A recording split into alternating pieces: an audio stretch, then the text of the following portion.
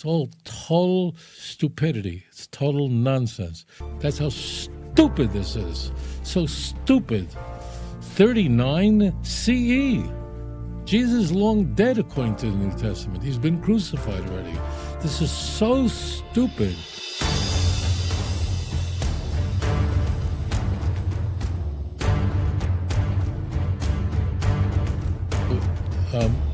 Christians insist that you can prove that Jesus is the Messiah based on hundreds of prophecies in what they call the Old Testament. More than 300 prophecies that clearly speak about the Messiah. As it turns out, all these so-called prophecies are riddled with misquotes, ripping passages out of context, changing the meaning of the words, and sometimes these passages don't even exist. They're phantom passages.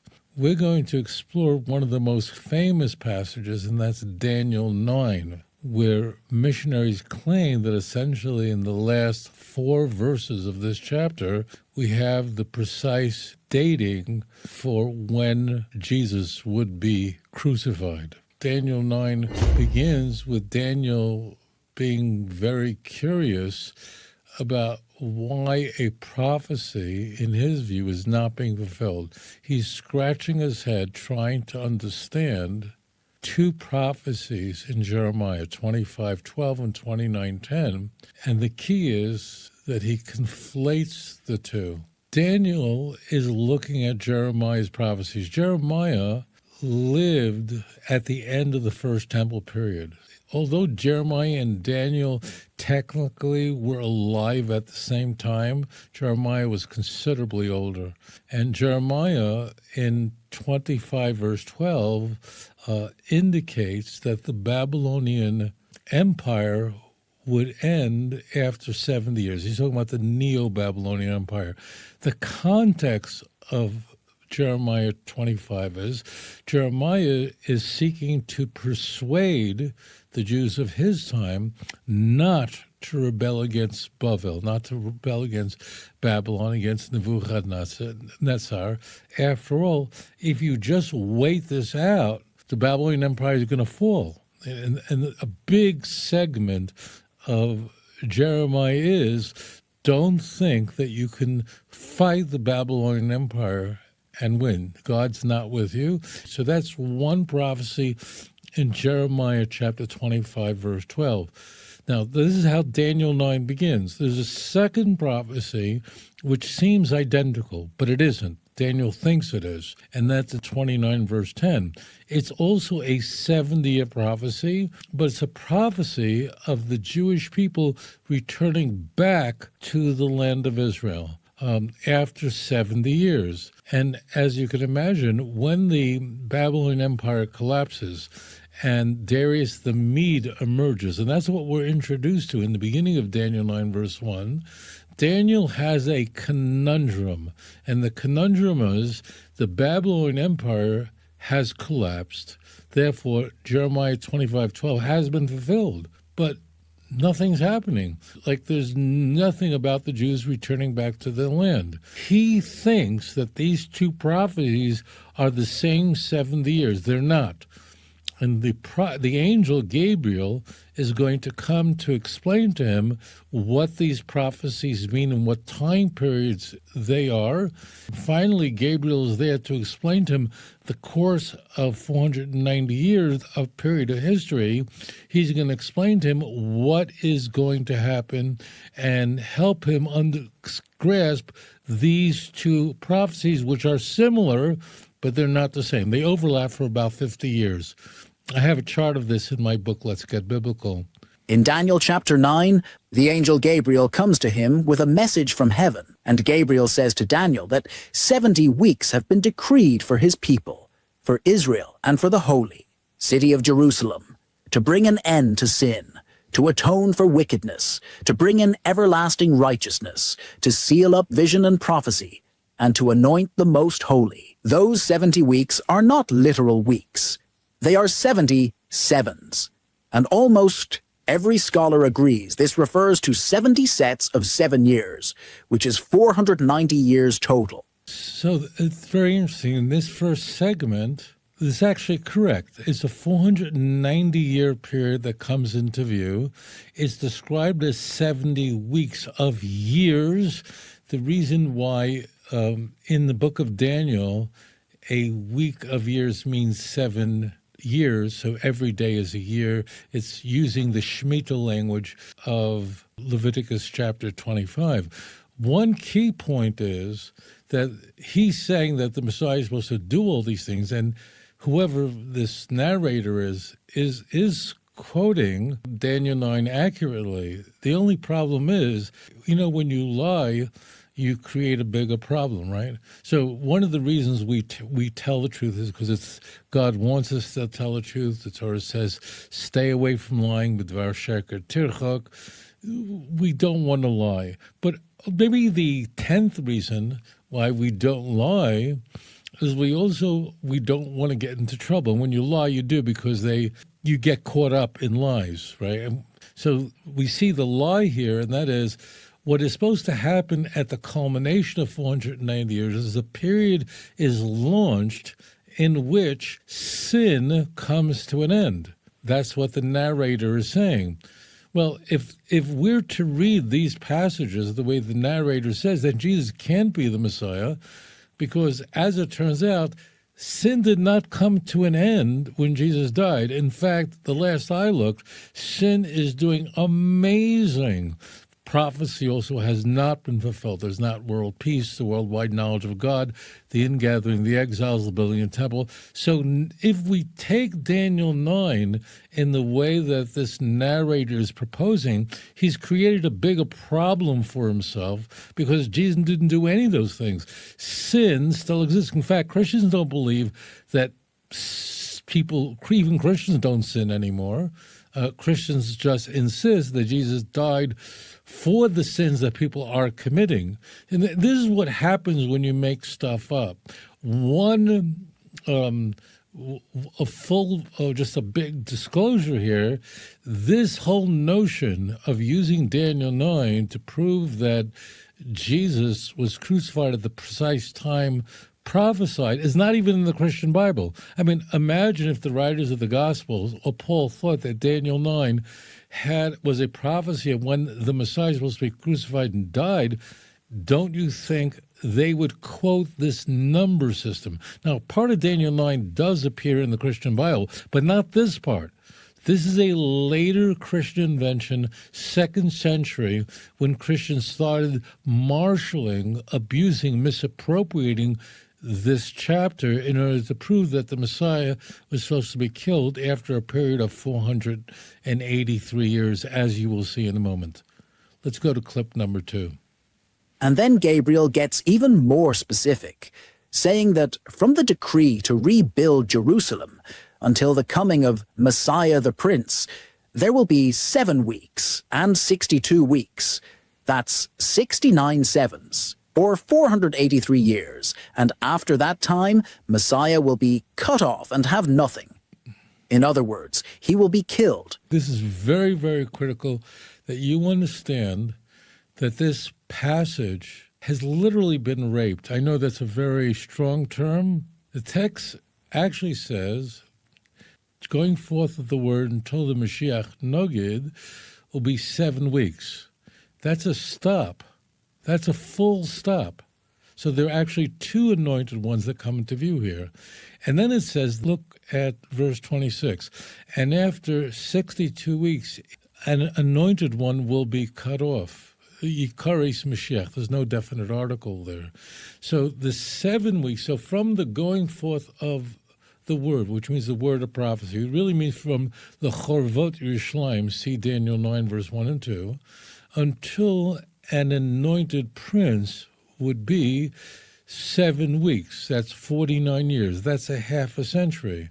Who emerges after 49 years? Cyrus the Great. You need to know a little piece of history in order to make sense out of any of this. The Neo-Babylonian Empire begins with Nebuchadnezzar 19 years before the destruction of the first temple. Just must know that. If you don't understand this, you'll not understand a word. 1 year later, after Nebuchadnezzar becomes king of the Babylonian Empire, he then enters into Jerusalem and he subjugates it. So that from that point on, that means in the 2nd year of his reign, Israel becomes a vassal state under the Babylonian Empire. Now, 50 years after the destruction of the first temple, Cyrus the Great emerges. Actually, Darius the Mede, followed immediately by Cyrus the Great, gives the command for the Jews to rebuild the Beis Hamikdash, to rebuild the temple.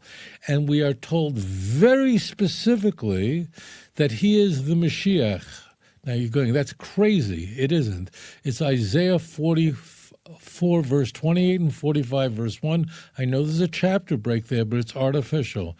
Literally, we're told that Koresh, that's his name in Hebrew, is God's Mashiach, who gives the command to build the temple and to build Jerusalem.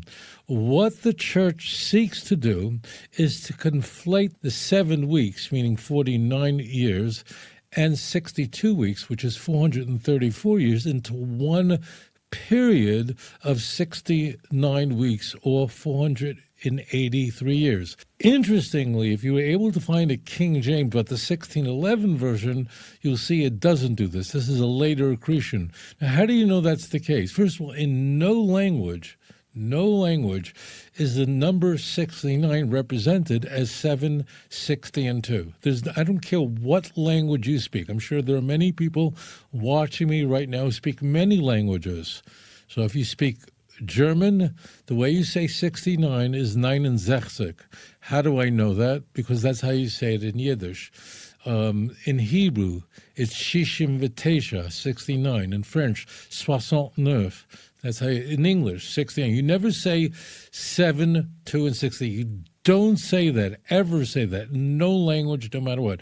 What they did is there's an unambiguous margin that's an esnachta. There's a semicolon there, which the church eviscerates.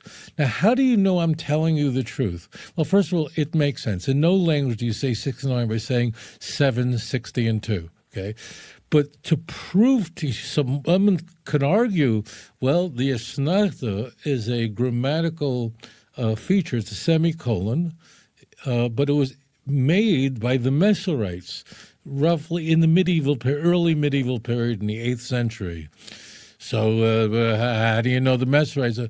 So in case you hear that kind of argument, you could dismiss it immediately. Why? Because look at Daniel 9, verse 26. What does it say? And after the 62 weeks, get this into your head. This is very critical, because if you don't understand that there are 2 different anointed ones introduced here, one that comes after 7 weeks, that's Cyrus. Okay, he comes after 49 years from the destruction of the first temple. You have a second subsequent anointed one, that's the priesthood, that comes after a subsequent 434 years. Again, how do you know that Tovia Singh is telling you the truth? After all, I don't have a favorable view of the Christian religion. Maybe I'm pulling some sort of stunt here. Maybe this is a sleight of hand. That means I'm saying that the church is not being forthcoming with you. But how do you know? So maybe I'm very biased, and what I'm saying is untrue. So I want to prove this to you, demonstrate this to you, and then I want to provide a smoking gun. There's no inference here. Please look up Daniel chapter 9, but verse 26. It doesn't say after the 7, 60, and 2 weeks. It doesn't say that.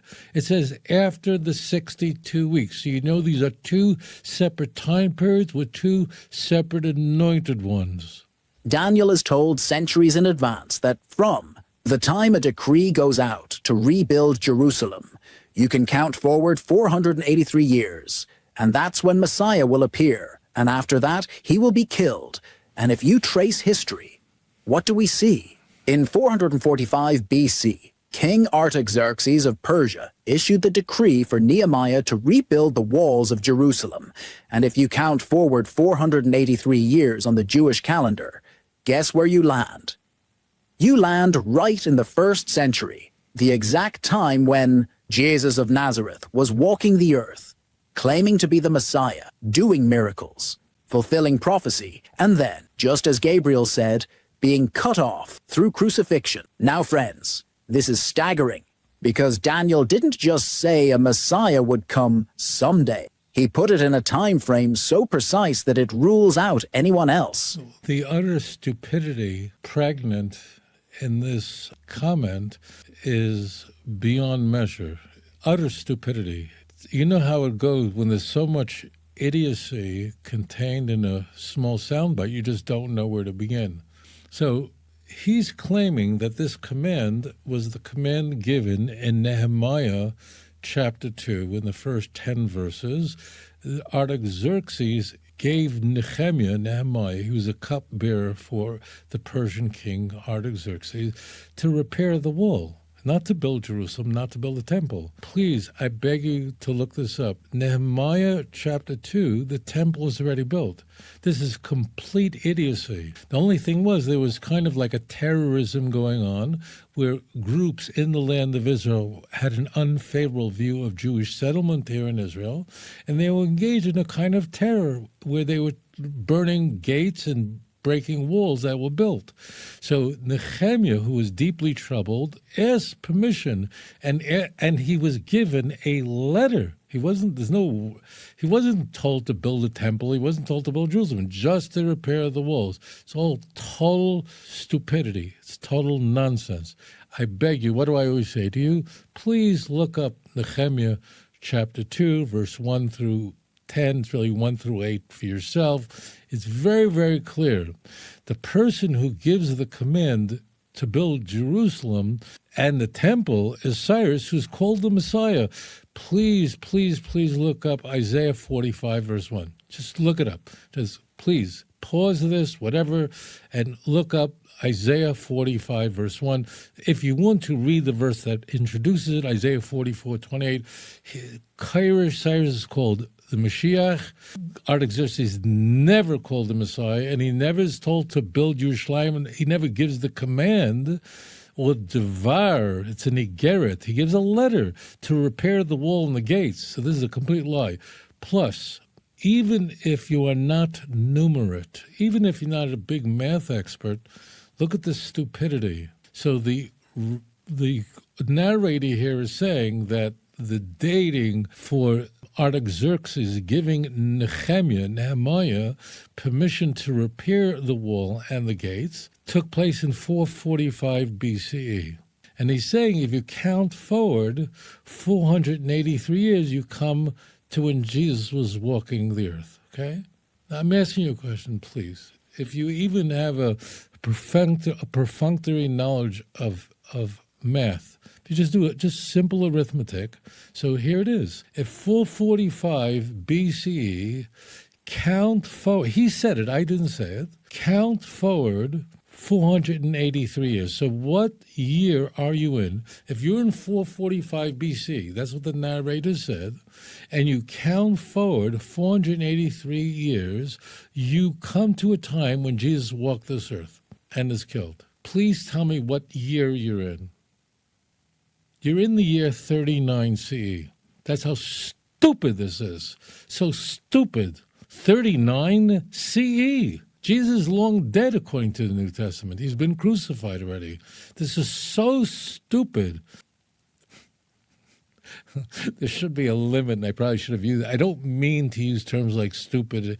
Maybe these are sophomoric terms, but this is terrible. It doesn't work. And what happens to the last week? The last 7 years, it doesn't even work.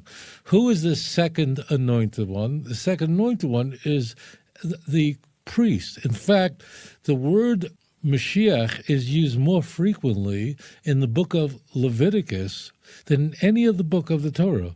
It's referring in almost all cases to someone like myself, someone who's a Kohen, someone who's a descendant of Aaron. So what happens 7 years before the destruction of the second temple? So the second temple was destroyed in 70.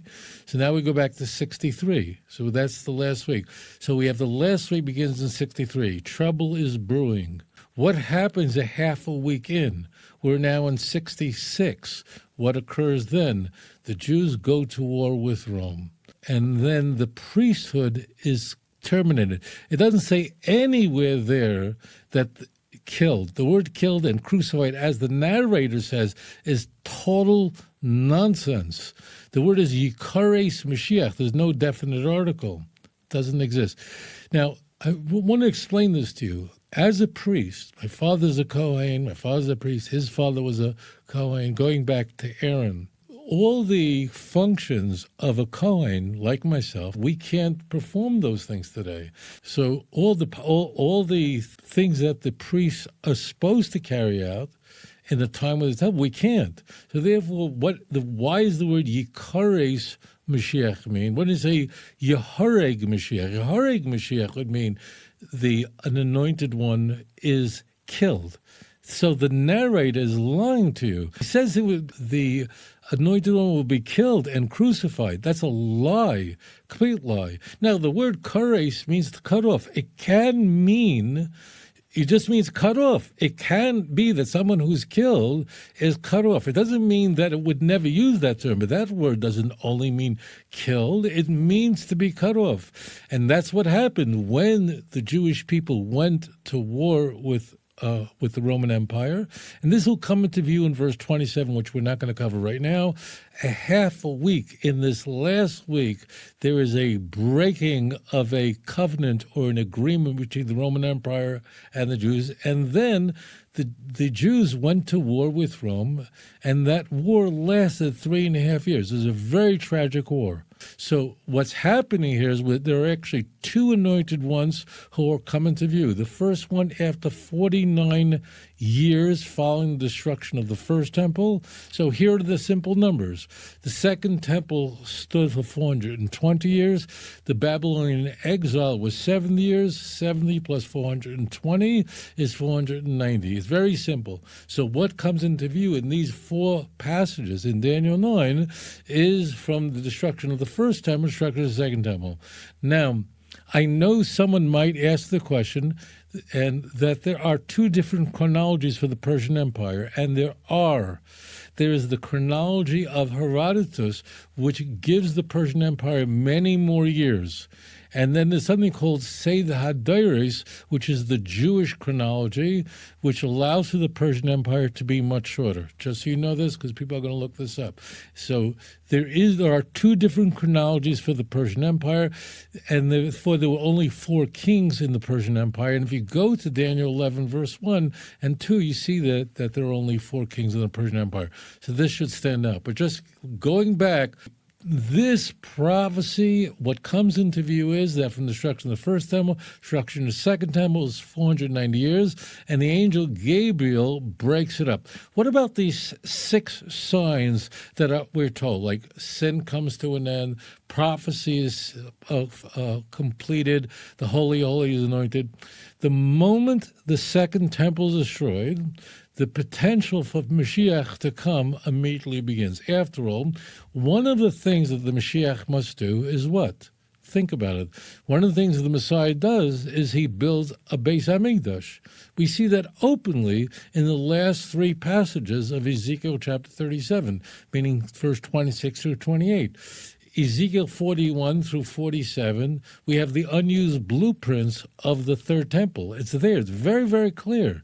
Okay, so you have to get this into your head. The moment the second temple is destroyed, the kinetic energy or potential for Mashiach to come immediately begins. The Mashiach could have come the moment the second temple was destroyed. In fact, there's a tradition that the Mashiach is born on Tisha B'Av.